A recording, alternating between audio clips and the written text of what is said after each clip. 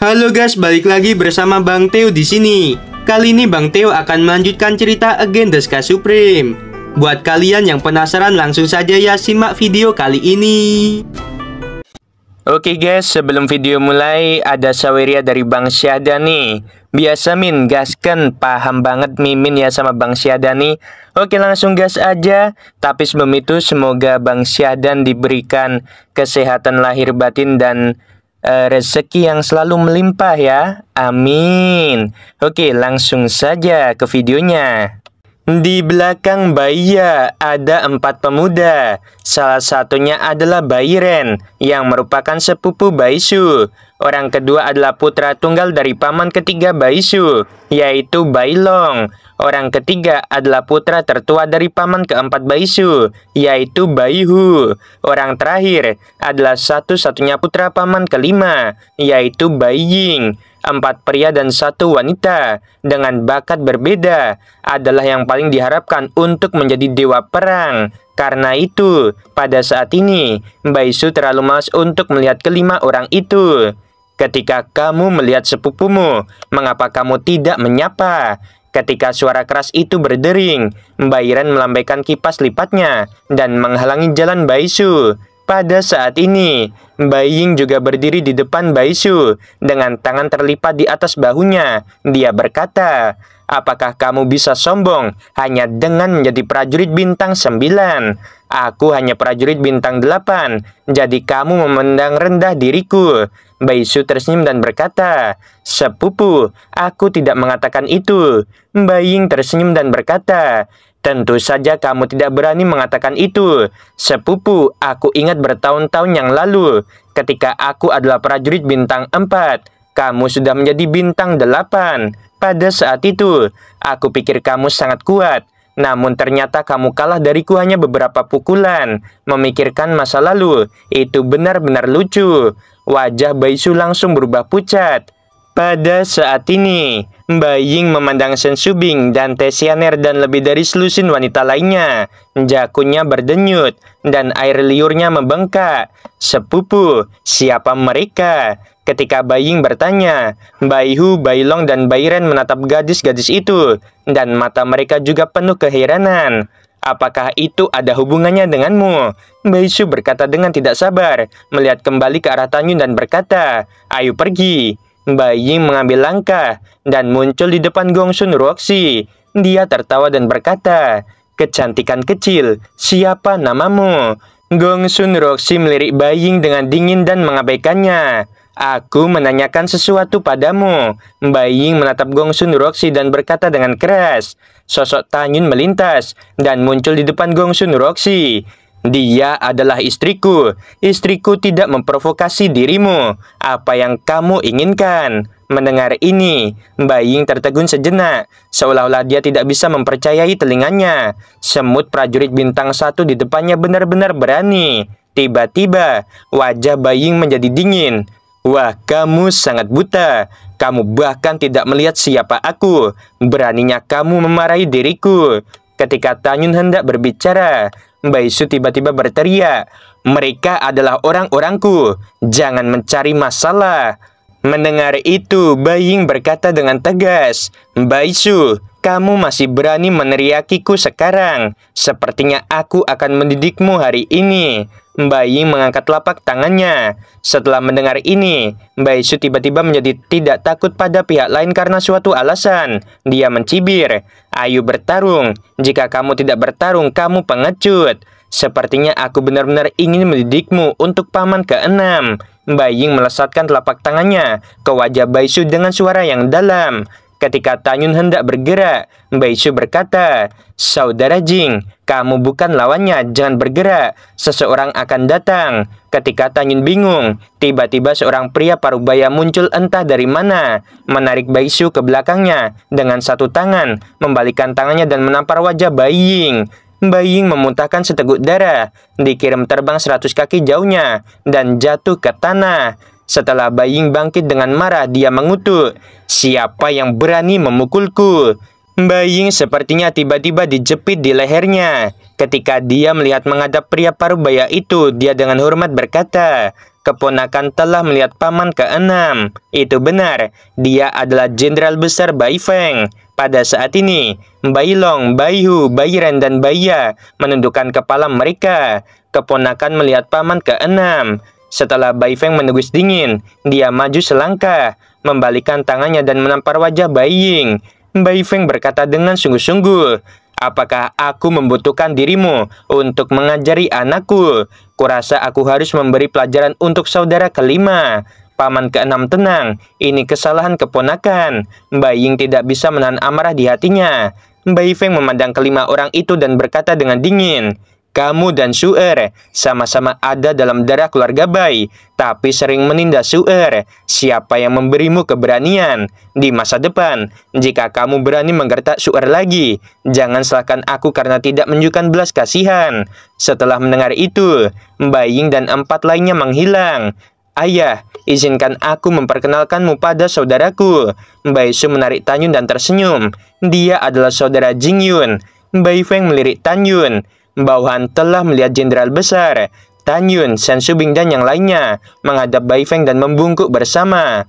"Kalian tidak perlu sopan." Bai Feng selesai berbicara dan kemudian berkata, "Su'er, kamu bisa berjalan-jalan. Ayah masih ada hal yang harus diselesaikan. Jadi ayah pergi dulu." Setelah Bai Su tertawa, dia berkata, "Ayah, lihat Jing Yun besok. Dia akan menjadi dewa perang." Bai Feng membenci besi yang tidak bisa menjadi baja. Dia menghadap Bai Su, menggelengkan kepalanya, dan berkata melalui transmisi suara, "Bisakah kamu memegang kata-katamu?" Begitu suara itu jatuh, Bai Feng menghilang begitu saja. "Mengapa kamu selalu tidak percaya?" gumam Bai Su. "Saudara Bai, ada apa?" Tan Yun penasaran. "Oh, tidak ada apa-apa," Bai Su berkata. "Ayo pergi berbelanja, lalu pergi membeli artefak untukmu." Pada saat ini, tiba-tiba suara pembunuhan Bai Ying bergema di benak Tan Yun. "Wah, kamu memarahiku hari ini. Aku ingin kamu terlihat baik di masa depan." Menghadapi ancaman itu, Tan Yun tersenyum dan kemudian mengobrol dan tertawa dengan para wanita. 1 jam kemudian, Bai Su membawa Tan Yun dan yang lainnya ke sebuah toko bernama Shen Baoshuan. Penjaga toko melihat Bai Su, dia menjadi sangat hormat. Selanjutnya, Tan Yun memilih 2 artefak. Salah satunya adalah kapak dewa rendah tingkat kelima dengan atribut angin dan guntur. Yang satunya adalah pedang rendah tingkat 5 dengan atribut angin dan guntur. Melihat ini, Bai Su berpikir bahwa Tan Yun memiliki bakat atribut angin dan guntur. Penjaga toko dengan hormat berkata, "Tuan Muda Jing memiliki penglihatan yang baik. Kedua artefak ini adalah yang terbaik di antara artefak rendah peringkat kelima. Tampaknya Tuan Muda Jing tahu teknik pemurnian senjata." Tan Yun tersenyum dan berkata, "Aku tahu sedikit." Penjaga toko, berapa harganya? Penjaga toko tersenyum dan melambaikan tangannya. Karena Tuan Muda Jing adalah teman dekat Tuan Muda kedua, maka kedua artefak ini adalah hadiah dari orang tua ini. Tidak, itu tidak mungkin," kata Tan Yun. Penjaga toko tersenyum dan berkata, "Kalau begitu, jual ke Tuan Muda Jing dengan diskon 40%. Totalnya adalah 12 juta giok dewa tingkat tinggi." Bai Su berkata dengan murah hati, "Saudara Jing, aku yang akan membayarnya." "Tidak, aku memilikinya." Tan Yun tersenyum dan melihat ke arah Shen Shubing. Dalam ekspresi terkejut Bai Su, Shen Shubing mengeluarkan 12 juta giok tingkat tinggi dari cincin dan membayarnya kepada penjaga toko. "Saudara Jing, aku tidak tahu kamu begitu kaya." Bai Su cukup terkejut. Kemudian, setelah Tan Yun dan yang lainnya meninggalkan toko, mereka berjalan-jalan sambil mengagumi cahaya bulan. Malam ini ditakdirkan untuk para jenderal dan prajurit tidak tidur karena besok adalah hari pertempuran dewa perang. Di tengah malam yang menjadi semakin indah, Tan Yun dan yang lainnya kembali ke pavilion Bai Su. "Tuan, Binger dan aku sudah melap benih apinya." Pada saat ini, tawa Yixin terdengar di benak Tan Yun. Tan Yun mengeluarkan pagoda Ling Xiao, memasuki lantai 48, dan menemukan bahwa sekarang api Hongmeng dan api es Hongmeng telah mencapai ukuran yang sangat besar. Pada saat ini, api Hongmeng memancarkan aura puncak tingkat ke-21 dan memiliki kekuatan untuk secara instan mengubah artefak tinggi tingkat kelima menjadi ketiadaan. Api Hongmeng telah memasuki tahap awal tingkat ke-22 dan memiliki kekuatan yang kuat untuk mencairkan artefak rendah tingkat ke-6. Tidak ada keraguan bahwa api Hongmeng dan api Esongmeng adalah teknik kuat Tan Yun. Sangat bagus. Tan Yun tersenyum puas dan mengulurkan tangannya. Kalian masuklah. Baik Tuan. Suara Zixin selalu penuh kegembiraan, sementara suara Binger masih selalu dingin. Saat berikutnya, api Hongmeng menembus ke telapak tangan kanan Tan Yun, dan api Esongmeng masuk ke telapak tangan kiri Tan Yun. Ketika larut malam, di tengah gunung belakang, dibangun dengan 5 rumah besar yang megah, yaitu Rumah Jenderal Besar Bai Yun, Rumah Jenderal Besar Bai Zi, Rumah Jenderal Besar Bai Lei, Rumah Besar Jenderal Bai Xiong, dan Rumah Besar Jenderal Bai Li. Bai Cheng memiliki 6 putra, yaitu Bai Yun tertua, Bai Zi kedua, Bai Lei ketiga, Bai Xiong keempat, Bai Li kelima, dan Bai Feng keenam. Putra satu-satunya Bai Yun adalah Bai Ren. Putri satu-satunya Bai Zi adalah Bai Ya. Putra satu-satunya Bai Le adalah Bai Long. Putra tertua Bai Xiao adalah Bai Hu. Dan putra satu-satunya Bai Li adalah Bai Ying. Kedua putra Bai Feng secara alami adalah Bai Ri dan Bai Su.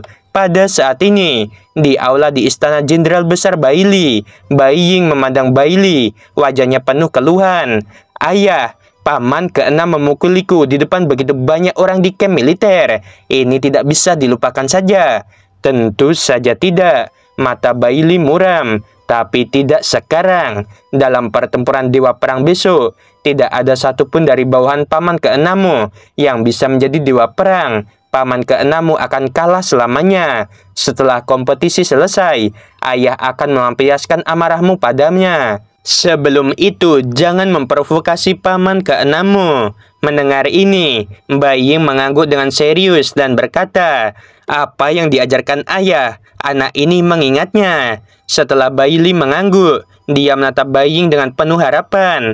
Yinger, kamu adalah satu-satunya harapan ayah. Setelah pertempuran Dewa Perang dimulai, bisakah kamu yakin untuk mendominasi di antara prajurit bintang 8? Ayah, jangan khawatir. Bai Ying berkata dengan mata dingin. Dengan ranah prajurit bintang 8, sudah cukup untuk menyapu semua lawan di medan perang bintang 8. Baguslah. Bai Li tertawa dan berkata, sepupumu Bai Ren adalah prajurit bintang 9. Dengan kemampuannya untuk melompati tantangan, dia pasti akan menjadi dewa perang bintang 9. Bai Ya pasti akan menjadi dewa perang bintang ke-7. Bai Long akan menjadi dewa perang bintang 5 dan dia tidak akan terhentikan. Bai Hu juga akan menjadi dewa perang bintang 6. Selain kamu, keturunan dari 5 jenderal harimau dapat dikatakan mendominasi dewa bintang 5, 6, 7, 8, dan ke-9. Setelah kamu menjadi dewa perang, kamu akan dimasukkan ke dalam pasukan elit kakekmu. Jadi, kamu harus mengambil kesempatan besar ini dan menjadi dewa perang bintang 8. Mendengar itu, Bai Ying berkata dengan keras, ayah, ketika medan perang bintang 8 dimulai, kamu dapat menonton pertunjukan anak ini. Malam memudar, fajar datang. Ini akan menjadi hari ketika medan perang bintang 1 terbuka. Pertempuran Dewa Perang diadakan selama 9 hari. Hari pertama adalah pertempuran para prajurit bintang 1. Hari kedua adalah pertempuran prajurit bintang 2 dan seterusnya. Medan perang terletak di puncak King Tian. Di puncak King Tian, berdirilah monumen setinggi 10 juta kaki. Monumen God of War ini adalah artefak tertinggi. Ruang interiornya cukup untuk menampung ratusan miliar orang. Di dalam monumen God of War, ada arena raksasa yang berbentuk seperti stadion dan memiliki radius 10.000 kaki. Pada saat ini, di sekitar medan perang bintang 1, 30 miliar prajurit berdiri di sana. Di antaranya adalah ras dewa kuno raksasa, dewa beruang, dewa harimau, dan ribuan dewa lainnya. Selain ras manusia, ribuan ras dewa ini membentuk pasukan 30 miliar. Di antara mereka, dewa ras manusia adalah yang paling banyak, mencapai 16 miliar, dan sisanya adalah dewa binatang lainnya. Di tepi timur medan perang bintang 1, berdiri sebuah kuil yang dibuat dengan indah. Kuil ini dibagi menjadi 6 lantai. Pada saat ini, ada 30.000 wakil jenderal yang duduk di kursi lantai pertama. Di kursi di lantai 2, 3.000 jenderal sedang duduk. Di lantai 3 ada 300 jenderal besar termasuk Bai Feng dengan saudara-saudaranya. Di lantai atas, di lantai 4, duduk dengan tampang megah, ada 30 wakil komandan. Di lantai 5, hanya ada 3 senior yang duduk di sana. 3 lelaki tua itu adalah 3 komandan. Lantai 6 merupakan lantai paling atas dengan hanya 1 kursi kuno. Pada saat ini, kursi itu kosong. Jelas itu adalah posisi komandan besar Raja Dewa Bai Cheng. Para jenderal Dewa Muda di alam semi suci berdiri di sekitar medan perang bintang 1, berdiri dengan sungguh-sungguh di depan para prajurit. Semuanya, diamlah, komandan besar akan segera datang. Dengan suara penuh bergema di seluruh hadirin, semua orang menjadi tenang. Detik berikutnya, di mata semua orang, seberkas cahaya putih melesat keluar dari udara tipis dan menuju ke atas lantai, berubah menjadi seorang laki tua dengan rambut putih dan baju besi putih. Pria tua itu tampaknya ramah, tetapi hampir semua orang yang hadir tahu bahwa dia adalah orang yang keras. Di matanya yang keruh, dia secara tidak sengaja mengungkapkan keadaan seorang monster yang sangat mengejutkan. Dia adalah Raja Dewa Bai Cheng yang terkenal. Dia adalah pemimpin dari 30 miliar prajurit keluarga Bai. Pada saat ini, semua jenderal dari lantai pertama hingga kelima, mereka berdiri dan berkata dengan sungguh-sungguh. Bawahan melihat komandan besar. Segera 30 miliar prajurit berteriak serempak. Bawahan telah melihat komandan besar. Raja Dewa Bai Cheng mengangkat tangan kanannya untuk memberi isyarat agar semua orang diam dan suara tua terdengar. 9 hari berturut-turut dari hari ini akan menjadi upacara akbar sekali dalam 100 tahun keluarga Bai. Orang tua ini menantikan penampilan kalian dan menantikan kelahiran para dewa perang dari semua bintang. Adapun hadiahnya, lelaki tua ini memutuskan untuk pemenangnya memilih langsung. Apakah itu benih api, teknik latihan, ramuan obat, senjata, atau sumber daya lainnya? Aku bisa memberikannya. Jika seseorang dapat memenangkan 2 gelar God of War sekaligus, maka mereka dapat mengajukan 2 hadiah yang mereka inginkan. Tentu saja, jika seseorang memenangkan 3 gelar God of War, mereka dapat mengajukan 3 hadiah yang mereka inginkan. Lelaki tua ini menantikannya. Mendengar itu, Tanyun perlahan mengepalkan tinjunya dan berkata pada dirinya sendiri, "Tidak peduli apa, aku akan mengambil 9 gelar dewa perang. Dengan cara ini, aku bisa mengusulkan 9 hadiah." Pada saat ini, Raja Dewa Bai Cheng berkata ringan, "Komandan Fang, selanjutnya kamu yang akan memimpin." Mendengar ini, salah satu dari 3 lelaki tua berdiri dan membungkuk di kursi lantai 5. Bawahan patuh. Nama lelaki tua itu adalah Fang Sheng. Dia adalah salah satu dari 3 komandan. Fang Sheng melihat sekeliling pada 30 miliar prajurit dari ribuan ras dan berkata dengan penuh semangat. Selanjutnya, komandan ini akan secara singkat memperkenalkan aturan perang Dewa Bintang 1. Pertempuran Dewa Prajurit Bintang 1 dibagi menjadi 2 mata rantai utama. 1. Ketika pertempuran Dewa Perang dimulai, akan ada aura tak terlihat di medan perang Bintang 1. Aura itu setara dengan serangan prajurit Bintang 7. Jika tidak tahan dan terlempar ke udara, kalian akan dianggap gagal. Jika bisa menahan satu atau melakukan serangan balik tanpa jatuh, akan menang. Semua prajurit Bintang 1 harus ingat, jika tidak memiliki kekuatan untuk menantang prajurit Bintang 7 dengan cepat, jangan turun ke arena supaya tidak kehilangan nyawa. Pemenang tahap pertama akan memasuki tahap kedua. Akan ada duel 1 versus 1, sampai yang terakhir menang dan menjadi Dewa Perang Bintang 1. Jika kamu menjadi Dewa Perang Bintang 1, kamu akan memiliki kesempatan menantang Dewa Perang Bintang 2. Artinya, Dewa Perang Bintang 1 yang lahir hari ini dapat menantang Dewa Perang Bintang kedua. Jika kamu memenangkan tantangan, kamu akan mendapatkan kehormatan tertinggi dari prajurit Bintang 1 dan Bintang 2. Komandan ini telah menyampaikannya. Para prajurit Bintang 1 yang ingin berpartisipasi dalam babak pertama dapat memasuki medan perang Bintang 1. Begitu kata-kata itu jatuh, seorang prajurit Bintang 1 yang terkenal dan prajurit Bintang 1 yang tak terhitung jumlahnya dari ras lain terbang ke langit dan mendarat di medan perang Bintang 1 yang besar. Di antara mereka ada 10.000 prajurit Bintang 1 dari ras manusia dan lebih dari 8.000 prajurit bintang 1 dari ras lain. Di antara lebih dari 18.000 prajurit bintang 1, banyak yang memiliki kekuatan setara dengan prajurit bintang 6, tetapi kebanyakan dari mereka tidak dapat menahan kekuatan prajurit surgawi bintang 7. Namun, untuk mendapatkan kemuliaan Dewa Perang bintang 1, mereka harus mencobanya. Suamiku, kami tidak akan berpartisipasi, Shen Shubing berkata melalui transmisi suara. Pada akhirnya kami tidak akan menjadi lawanmu. Suamiku, berjuanglah. Ini adalah kesempatan sekali seumur hidupmu. Tan Yun berkata kepada Shen Shubing, "Yah, jangan khawatir, aku tidak akan mengecewakanmu." Pada saat ini, Bai Su menepuk bahu Tan Yun dengan keras. "Cepat pergi." "Baiklah." Tan Yun tersenyum sedikit dan terbang ke medan perang bintang 1. Pada saat ini, Bai Su memandang Bai Feng yang memiliki wajah cemburu di kursi dan berkata melalui transmisi suara, "Ayah, kamu harus lebih memperhatikan saudara Jing Yun. Dia tidak akan mengecewakan dirimu."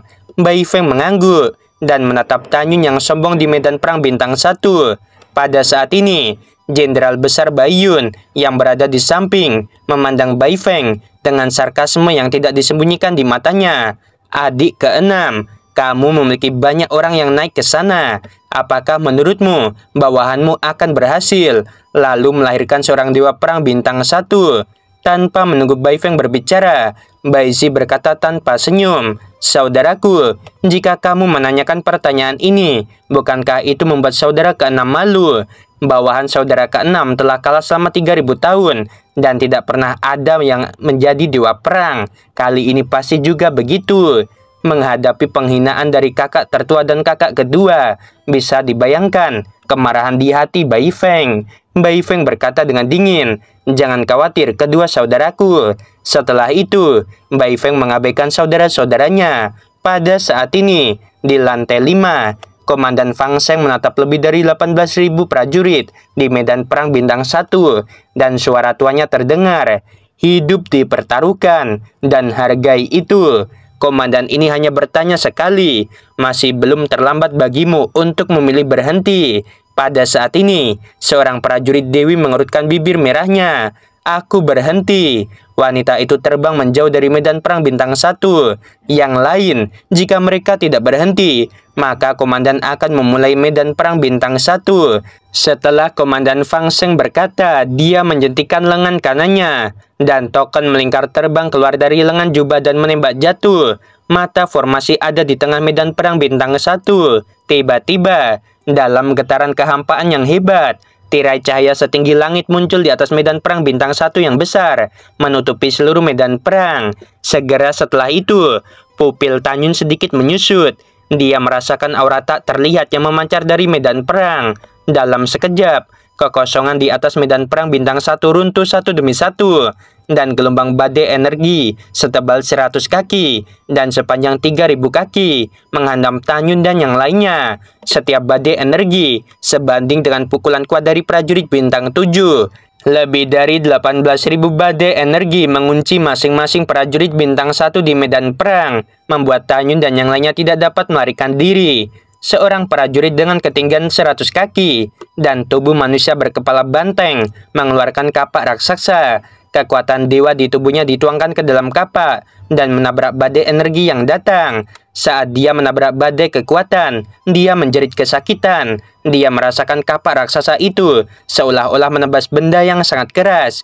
Tabrakan yang kuat membuat kapak raksasanya terpental. Setelah tubuhnya setinggi 100 kaki ditelan oleh badai energi, darah menyembur keluar dari mulutnya, dan tubuhnya seperti bukit terlempar ke udara dan jatuh ribuan kaki jauhnya. Seluruh tubuh berlumuran darah, tubuh tidak lengkap, mengerikan untuk dilihat, hidup dan mati tidak tahu.